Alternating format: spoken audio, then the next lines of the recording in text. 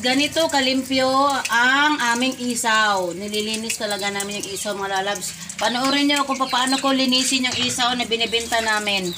Kung bakit binabalik-balikan ng aming mga loyal na suki. Ganyan. Luglugin nyo, mga lalab, ng barbecue stick. Yan. Tapos, ipano nyo sa tubig. Ganyan. Hiyud-hiyurin po ninyo, mga lalabs. Ganyan-ganyan ninyo, habang may tubig, lagyan nyo ng tubig, ganyan. Tapos hiyod-hiyod para matanggal yung laman. Ito talaga, mga lalabs, naubos talaga to. 1 kilo lang, isang araw. Gano'n siya kadami. Ito kami, yung bituka. Ayan, mga lalabs, bituka ng manok yan. Ganyan dapat nililinis ang manok. Ito yung bituka ng manok, tingnan nyo, mahaba. Yan, manok yan, mga lalabs.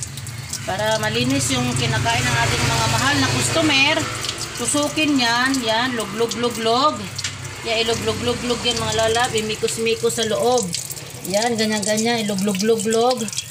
Ipatungod sa tubig, paliguan yan ng tubig. Yan, yung maliit na butas na yan, ilagyan ng tubig na yan, tapos yan, ihiyod-hiyod. Yan, para matanggal yung laman. Ganyan kalinis yung aming bituka. Hindi po siya lasang 7 kinds or ano ba yung pagkain ng manok? Dingdong. Yung manok ng mga lalabs, kumakain ba ng dingdong? Ayan, ginaganyan yan siya dapat, mga lalab, para matanggal yung laman ng loob. Pero malinis na siya. Nabibili naman to sa palengke, malinis na siya.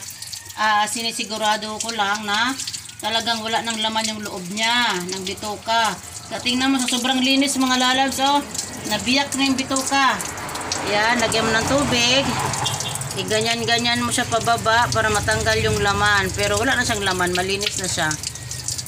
Ayan yung paglilinis ng bituka. Hindi lang puro kita-kita, kailangan malinis din yung tinitinda. Hindi porkit kumikita, okay na. Kailangan malinis para alagaan din natin yung ating mga customer. Lalo yung mga loyal na customer. Ayan o, tusukin ng stick.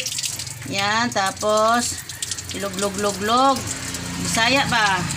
Yan, ganyan o, linisin. Ganyan o, in, out ang stick. Ayan, tapos lagyan ng tubig ganyan. Hiyod-hiyod, tanggal yung laman. Ganyan po kalinis yung aming bituka. Kaya po, naubos po talaga kaagad-agad.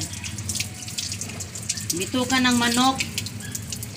Ganyan, pinuputol yan para mapasok yung stick na pangluglog natin sa bituka. Yan, ipasok mo yan.